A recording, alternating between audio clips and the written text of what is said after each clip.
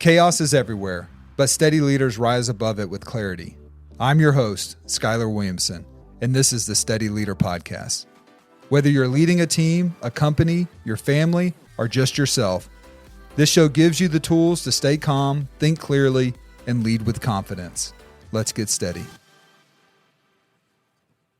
Hey, welcome everybody. This is Schuyler Williamson, your host of the Steady Leader Podcast, and we are working hard to improve your leadership by bringing clarity to chaos through models that not only we can implement in our own lives, but also models that we can teach our teams and our businesses so that they can go out and be more steady producers themselves. And so I've got two great guests with me today. I got Lisa Oborne and Christopher Eaddy. They are teammates in their business, and they both bring a unique skill set to bring value to their clients. And they're doing a lot of great coaching and training through their organization. And I'm excited to hear from them, not only what they do for themselves and leading their teams and leading their businesses, but what they've seen some of the best too. And so first, I just want to start off by saying welcome to you guys. And I'd love, Lisa, you to start and just share with the team a little bit about your past and your experience and what your expertise is today. Sure. So I have been in the complete organization, corporate America for about the past 30 years. And I have led teams, I have led trainings, I have been in everywhere from sales to sales operations to IT to consulting to contracts, you name it, been pretty well everywhere from that perspective. But my heart has always has been in leadership, in helping people be the best version of themselves and really be able to address and find where their heart is and where their passions lie so they can really take things to the next level and be successful. Amazing. All right, Christopher, you can fill everybody in on your background. So my background is a little crazy, perhaps what some would call diverse. I was a quick rocketer and came out of school and worked in mental health and then went into education for, at the time, Charlotte-Mecklenburg, which is in North Carolina. It was the sixth largest school system, so I got dropped right into the fire and then ended up working for the Attorney General, the Department of Justice, and then a governor, got involved with Tony Robbins, started writing curriculum, and then decided, you know what, I don't do this politics thing anymore. It was a good run, but it just wasn't where my heart was. And so I went into sales and worked in HR for a little bit, and then was in school literally to get a national fitness trainer's certificate. And there was a guy in my anatomy and physiology class who was working in the emergency department. He was in nursing school and convinced me to come over to work in the emergency department. My degree changed, obviously. Did that for 3 years, nights and weekends. And I was fascinated by biology, and then went into pipeline, oil and gas line pipeline construction and inspection, and then back into technology. And I think for me, it was, just really thinking about, okay, what did I learn in all that stuff? Like, gosh, I've had some great careers. I've done what most people can't, just kind of willy-nilly. I want to do that and then go do it. And so for me, it's like, that's where I've learned about leadership, because all those roles were leadership roles. Right. And so how long now have you been focusing, Christopher, on leadership coaching and training? Well, believe it or not, Lisa and I have a great document on our website, cuesforleadership.com. Goes back to 2002. Yep. It's called Rapid Change Group back then. And then over the last 10 years, Lisa really blossomed with her business. She and I met several years ago while working at actually one of the it was the third largest tech company in the world. And my business was doing well. I was doing a lot of coaching, very large companies. And we decided, you know what? The company's going to make some shifts. We have an asset and probably could share it in a more broader way than just being inside of one corporate entity. And it just made sense. Yeah. Yeah. Well, we had a call before this call where we talked, and I can just tell that you guys know each other really well, and that you're a good team in your own right. But let's do this. Let's define leadership, because I think, without understanding how someone thinks of leadership, it's going to be hard for us to have a leadership conversation. So why don't we start with you this time, Christopher? Why don't you give us your definition of leadership? And then Lisa, when he wraps up, if you got anything to add or your own definition, please do share that. So for me, and I think it's always been my philosophy, is that leadership defined in one word is influence. And what that means for me is it's always about the ripple effect, because influence, great, as an NLP, neuro-linguistic programming practitioner, I can do things to my subconscious because that's what I've been trained to do. But that's not what everyone is programmed to do or learned how to do. Since leaders really have to be more of that ripple effect, it just can't be great for themselves, because if they turn around and nobody's following, they're not a leader. They're just out for a walk. How about you, Lisa? I think Christopher covered it well, and really all I like to have emphasize is empathy and about the people and really caring about them, not just the processes and everything else, but really looking after the people and looking at their well-being and where they want to be and what they want to do, not just this is your job description, but that people human aspect. Even my own organization, we are just implementing AI deeper and deeper and building the processes and just getting clear so that we're all on the same page. But as of today, AI can't go recreate empathy, and show love the way that we can.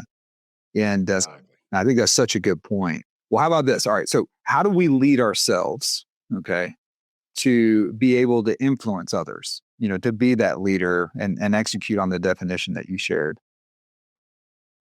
So For me, I'll start with that. Go ahead, Lisa. And then kind of give an example. And then Chris, I'll pass it over to you from that perspective. So for myself, I've spent many years deep diving into me and understanding who I am, why I am, and what I need to fix and do better. And I have no issue admitting what I need to do better. And I think that's the biggest point, is really being honest with yourself, not hiding it, being willing to get past that ego and be vulnerable. And for me, what happens, and I'll be honest, if I am not looking after myself, and that is getting outside, eating right, just having time for me as opposed to all the noise, first thing that happens is I get sick. Like it's almost instant. So it's great from that aspect that I'm fortunate enough that it shows up like that without even thinking about it. But I've always taken that stand, is I have to look after myself. I have to make sure there's time for me every single day. So that way I don't get to that point. And that can be, like I said, it can be easy. And I know it sounds funny. And Chris knows what I'll talk about coloring. And yes, I have adult coloring books. And yes, I have crayons. It takes me somewhere different, even better than a book. And just lets the imagination, the creativity run wild. And even as a child, I remember people would say, "Oh, an elephant's gray." I went, you know what? If I want it to be green with pink polka dots, it doesn't matter, because I just wanted to be me. And it's something that I've embraced for a long time. Then bring that empathy to others because you understand how you work. And you mentioned getting outside and eating healthy, but if we were to just break it down into paying attention to your personal health in the big buckets, what do you think those big buckets are? I think what's really important is every day spend some time in the fresh air, because we all know if you go outside in fresh air and you just observe, you get calm. You automatically slow down. And it's very important. And for me, I look at it as it's that opportunity to slow down. So it can be getting outside, which is important. You connect. It's eating, because a lot of people, when they eat and they cook, they go to that other space. They become creative. They slow down. If you find a hobby, could be gardening, could be drawing, could be reading, could be sports. In many cases, your mental capacity changes and you tend to slow down as opposed to in the corporate world. And that's what I consider that. And really being in touch. Like if you look at the seasons of nature, what happens? Summer's fast. Everything moves really quick. It slows down in the fall for the harvest. In winter, we kind of go into hibernation, right? Spring, rebirth. But what happens in the corporate world? Expected to be 24/7, 365 days of the year, the same pace. We're the only scenario in nature that doesn't work that way. That's good. What do you think, Chris? For me, it's empathy, but it's through the word surrender. I am very blessed to be a part of any podcast, let alone just be here. Major surgery in October and then major surgery, brain surgery in June. And so for me, it's what I've lived in terms of the experiences in leadership means more to me now than it ever has, because I've had to come to grips with death, and not in a psychology way. I think I was able to do that I was raised very religious, not spiritual. And in my upbringing, that was a scary thing. Learning how to be one with my creator has taken me to a different place where I understand it. It's not the end. So it's like, I'm okay with it. But what it does for me is it really allows that surrender to not just what I'm feeling, but also what I'm hearing, like what that noise really is, and being able to parse it. Because what Lisa and I share really comes from this idea of what does it mean to live? Instead of operating from a place of fear, well, I don't want to go bankrupt, or I don't want to be without this or that, or I want to make sure I prevent this. Just living. Yeah. Because the bottom line is every organism, every organization is either growing or it's dying, period. Organizations cannot not say that they're not a living thing. They're comprised of living cells. You, me, you might be the brain, but you're a cell in there. And then everything has its own little part. The skin is protection. Like Schuyler, I'm sure you have security things. There's things nobody else can get into. Passwords, data cards, key cards, etc. That's what your skin does. We all know what the brain does. I'm sure you've got some people that are your lieutenants, your right-hand people. They are your leadership team, so to speak. Well, the brain has these little pieces of glands and these little parts that are the executive function or the executive leadership team as well. Talk about lungs. Lisa's talking about breathing. She just did a couple meditations on teaching people how to breathe. I mean, really just take a breath in life as opposed to just go, go, go, because that's what leaders do all the time. It's funny because my post that will come out, actually, it's going to come out at 6 Eastern, 6:03 Eastern. Don't ask me why. It's a weird post or a weird time, but it has to do with energy. And what I talk about is the fact that leaders aren't governed by clocks, they're governed by energy. And if you're breathing, if you're not able to get a lot of breath and be calm, well, it almost doesn't matter what you eat. You're just going to mess up your system, because your lungs in a business is just like a communication avenue. One cell that doesn't get information causes a deficit in their behavior linked to the team, but in your organism, it'll die. So communication becomes really important. We talk about the culture of every company. Everyone's got one. Doesn't matter. You say a company name, it's got a culture, whether it's good or bad. Well, in our organism, it's right here. And then there's almost the duplicate of the spiritual heart. Are you empathetic? There's this one, how we do things together. But then there's that empathy. How do we train each other? Man, we could go on. We could spend all 30 minutes on this. But it made me think of a conversation I had with my daughter last night. And so when you say the word surrender and explain it the way that you're talking about spiritually, I just have a couple thoughts on that. And it's one, the yoke of our creator is light, right? The burden that we carry on this world, we put it on our own shoulders, or we let other people put their burdens on us. The easiest way that I've gotten people to think about this is you look at the worlds with two set of eyes. You can look at the world with your human eyes, and then you can look at the world in your spiritual eyes. And to the extent that you learn how to look at the world in your spiritual eyes, your ability to lessen that burden on yourself, I mean, it just goes away. And my conversation with my daughter last night is she was a little frustrated with me because I was asking her to do something. And she didn't want to do that, and she didn't understand why. And the first thing that I said to her, and I said, my kids know this because we train just like we do in the business, we train at home. All right. And so I sat my daughter down and I said, babe, what's the one thing we have to do every day? And she said, love our God and love his children. And I said, did you do that today? And she said, yes. And I said, it was a good day. It was a good day, babe. Now I'm your daddy and I'm going to raise the standard a bit. And, and I told her, if you want something to change in your life, then you need to do something. Exactly. It's not going to change if you do nothing. And that's why your daddy is asking you to do something. But the point, like that's just a side note. The point is I asked her, what is most important today? And she said, love God and love his children. I asked her, did she do that? She said, yeah. Hey, it's a good day. It's a win. In my book, it's a win. Now let's just get a little better. Right. And I think, I'm trying to teach her that the yoke is just love. That's all it is. And that's easy. Right. And to your point, Lisa, you got to love yourself first. Yeah. Then you can love others. But that is the only thing that matters in a day. And we can build from there. It definitely changes our eyes.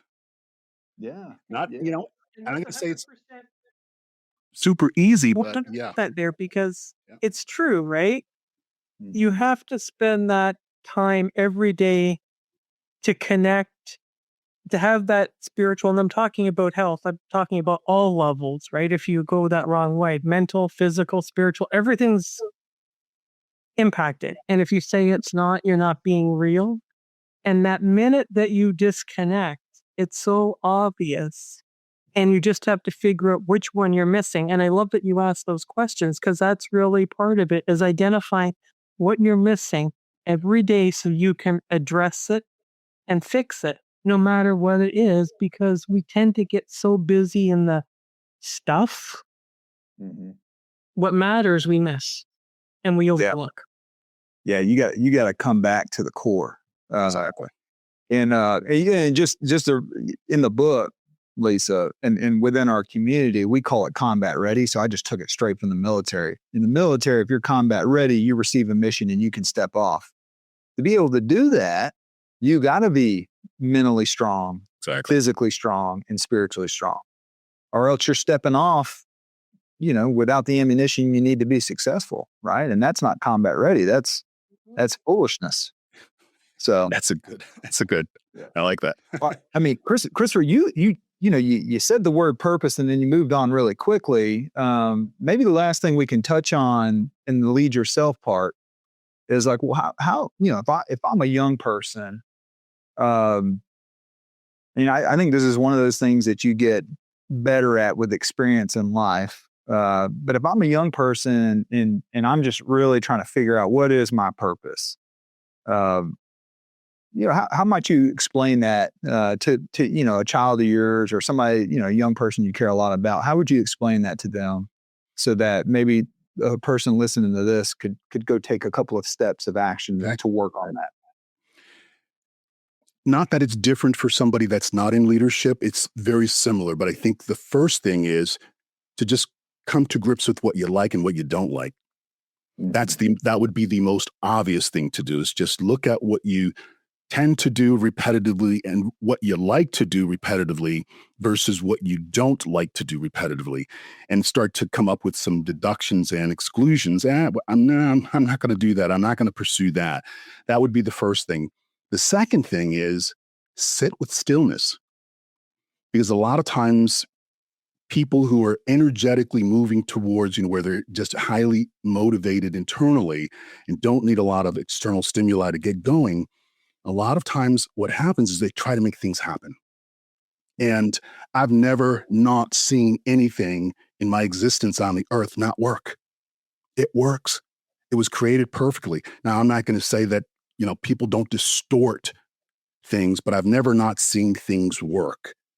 And a lot of times when we try to make it happen, change it, twist it, connect it ourselves, it just doesn't work. And sometimes those answers, and Lisa and I have been practicing this.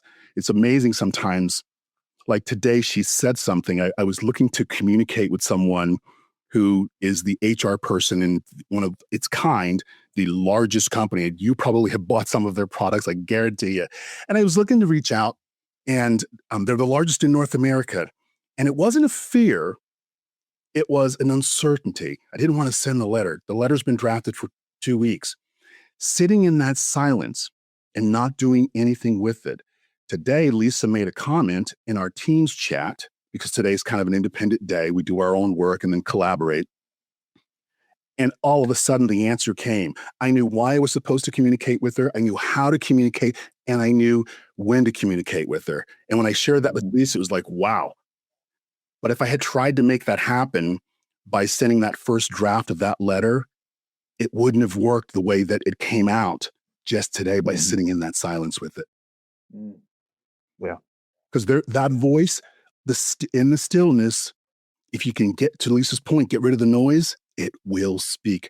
Every person already has that measure. It rains upon the good and the not good every day alike. So the opportunities are out there for those of us who believe and those that don't. So it works for everybody. It's not a separate thing that, you can have good things if you're not this or not that. Nope, works for everybody. Yep, I agree. All right, let's shift gears a little bit, and Lisa, I'll let you go first. Either for yourself leading teams or people that you've trained or coached and you've seen, some of the best out there. How are you seeing leaders lead their teams, or what's the one thing that you see leaders lead their teams with that keep them steady?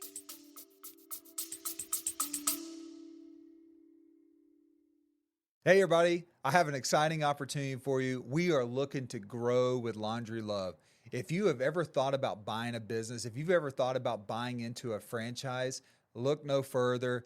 Go into the show notes, send me an email. I will send you an email with all the reasons why you should buy a laundromat and get in business with Laundry Love. And I'll give you a little bit of an example on that, but it goes back to what I said a little bit earlier. It's the people, it's that empathy, it's listening to them, it's letting them share what they want to do, where they want to be, and helping them get there, as opposed to just being stuck on deadlines and projects and not allow people that opportunity to grow and become themselves. And I'll share something from me, and it gives sort of a couple of sides. So back in corporate world, I came into the office on a Monday, and my manager at that time said, "I need to talk to you." It's okay. And I say it loosely because I'd always been remote, so we were on a phone call. I said, "Okay, well, we're talking. What is it?" And he informed me that one of the other managers had passed on the weekend. Complete surprise, just didn't wake up, and that was it. He goes, "His team needs you." I said, "Any reason why?" He goes, "They've all just graduated from college, maybe 2 years. They've always been together. They need somebody that can look after them and is there for what they're going through." He goes, "You're the only person that can do it." And what that showed is one thing. He understood as well that that team needed empathy. They needed somebody to listen. They needed somebody to support them, to be there for them, not somebody that was going to be a manager and say, "Listen, we still have to meet our deadlines. We still have to do this. We still have to do this." But bring them together with that human context. And that was huge because even though what they were going through, because somebody cared and listened, we didn't miss a beat, even though as a group, we probably had many meetings where we just cried. And you know what? That was completely fine. There was nothing wrong with it.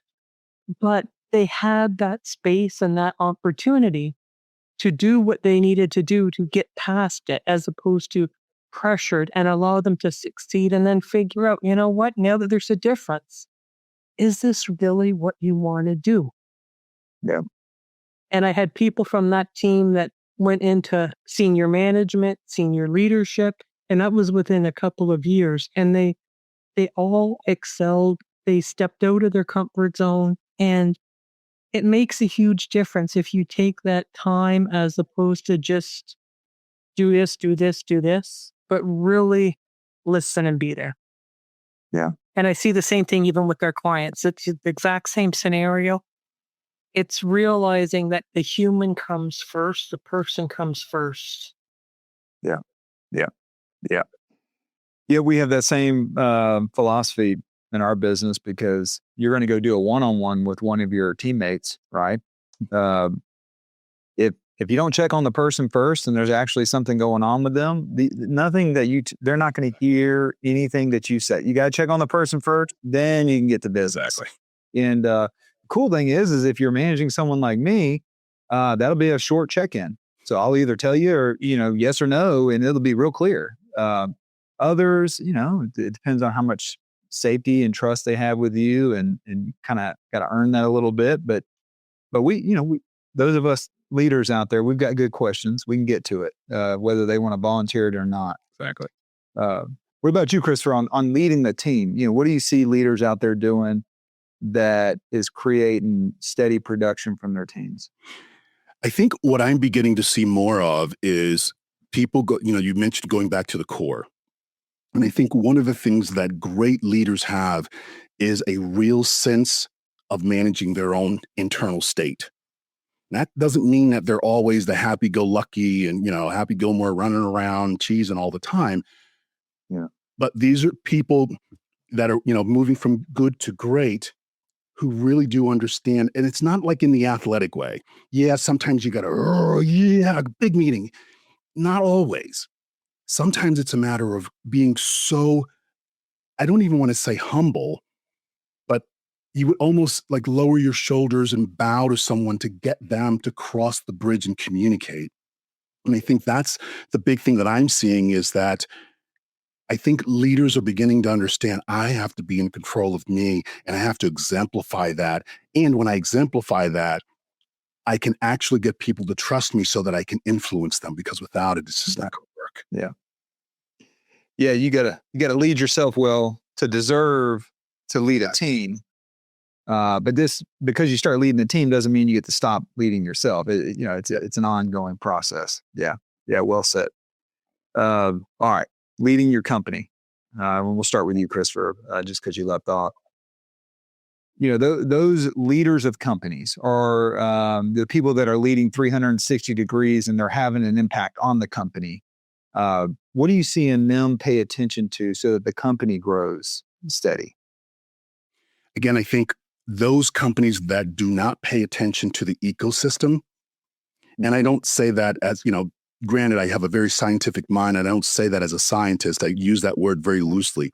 Whatever that means in the culture of the environment, of the work environment, if they're not paying attention to that, in the biology of business, the book, I talk about all these different EKGs, which is the electrocardiogram that people go into the hospital and it checks their heart and looks at all the ventricles to see how the pressure is moving in the heart. If leaders aren't paying attention to that, and I think that's what I'm seeing for people that are getting results, they're paying attention to the heartbeat. What's happening? Is it regular? Is it irregular? Are we moving too fast? Are we moving too slow? Like, what does that dysrhythmia mean? Yeah. Yeah. No, I mean, I'm not near as savvy biologically as you are. I don't have the experience you have, but I do love the saying, are you treating the symptoms? Exactly. Or are you treating the actual thing that's creating the symptoms? And I think there's a good visual. Are you just popping Advil to get your temperature down? Or are you actually going to address what's causing the temperature in the first place? And and many times as leaders, you got to kind of treat both, right? You can't just let the symptom go crazy while you're trying to fix the big problem, but you got to fix the problem or else you're just maintaining that symptom forever. Unfortunately, that bleed out includes people, customers. And so the problem has to be addressed almost like you would see with the medic from your background, triage. What is the most important thing first while we're, okay, look, symptom. Get this one fixed because this is going to cause them because it's going to be more involved if we don't deal with it right now. Oh, yeah. Yeah. A players don't leave because things break. A players leave because there's no growth. right? Like if you're not making progress, a person that's an A player that's actually, going to grow and make something, they've got to see progress. Exactly. Yeah. All right, Lisa, company level, what are you seeing leaders do, or what do you think is most important for us to grow our companies in a steady way?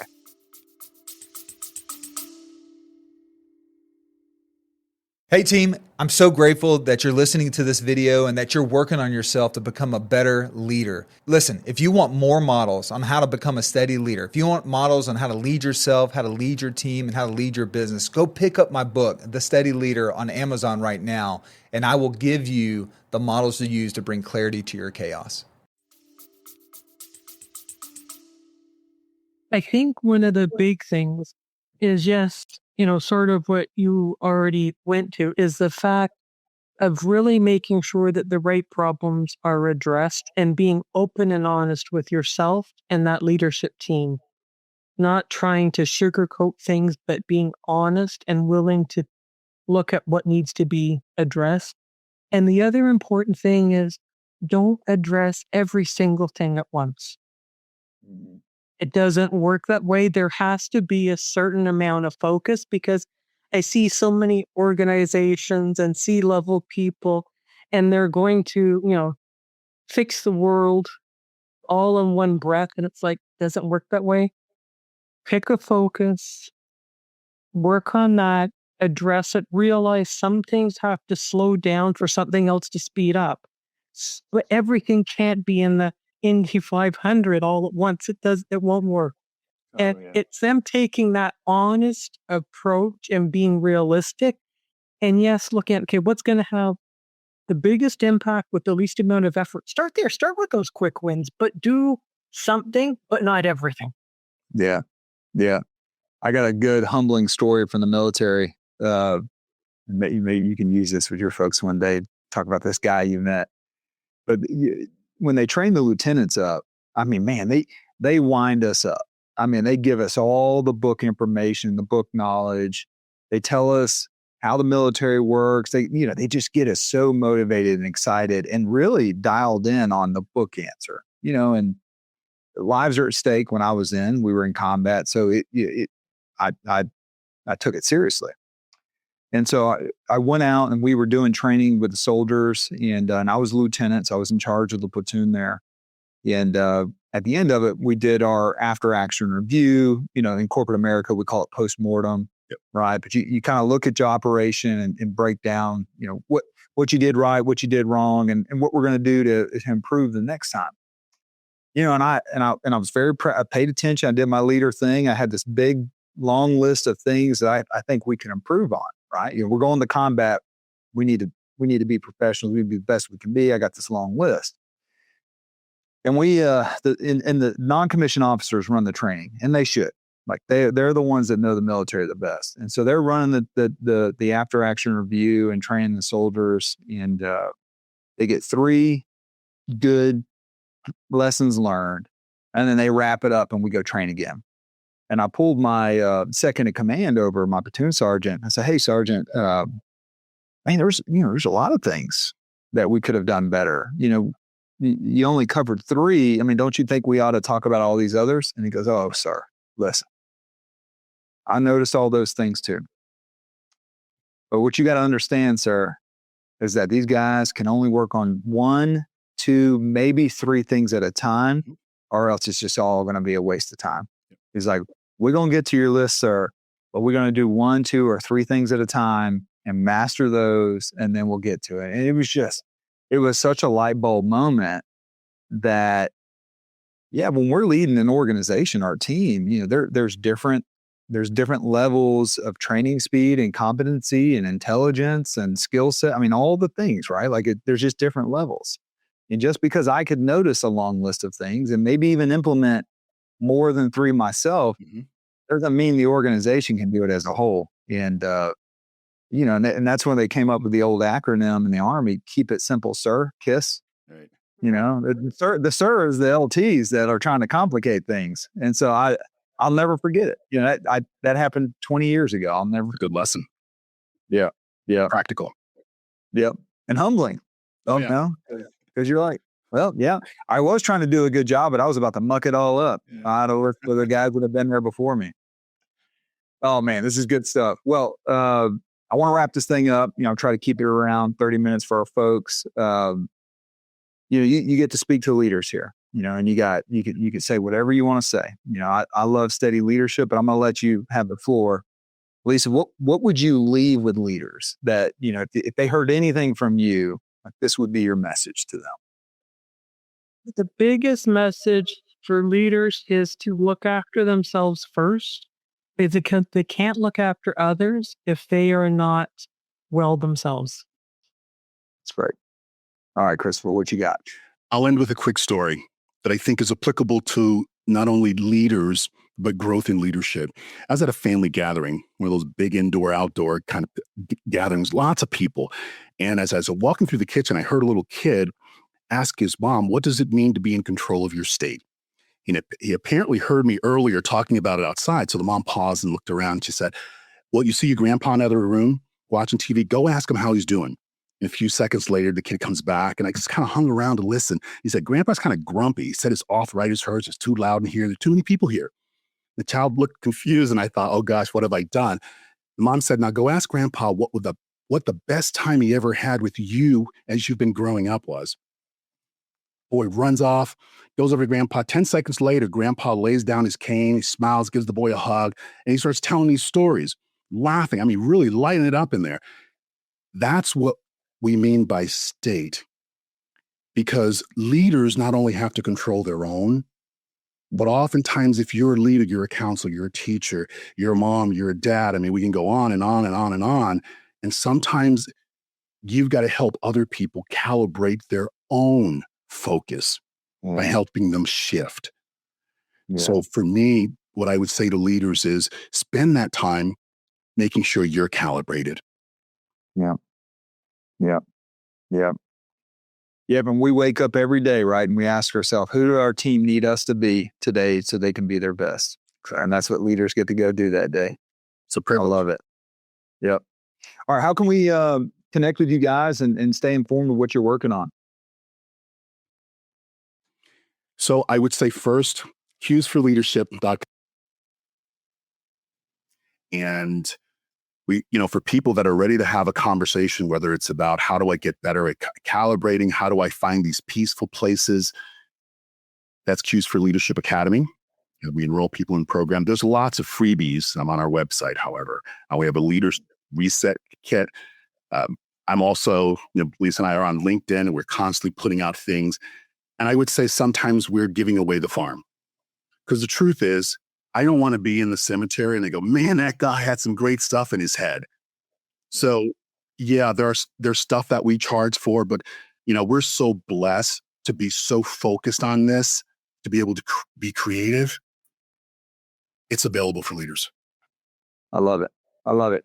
Okay. And we're gonna put Lisa and Christopher's all their contact information in the show notes for you all.